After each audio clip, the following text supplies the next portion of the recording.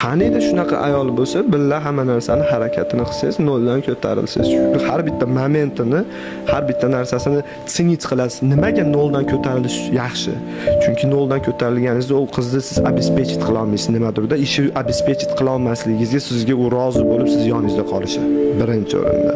Shu gapni aytdik unda. Da bir xil fikr bildiryapmiz. Menimcha bu eng katta hozirgi ayollarda bo'lib turgan muammo. To есть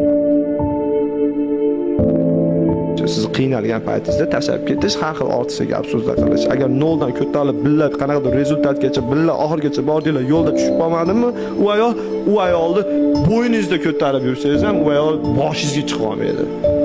Ya'ni bo'yningizda o'tirib, siz tinch qilib, boshingizdan o'pib ketadi u qiz.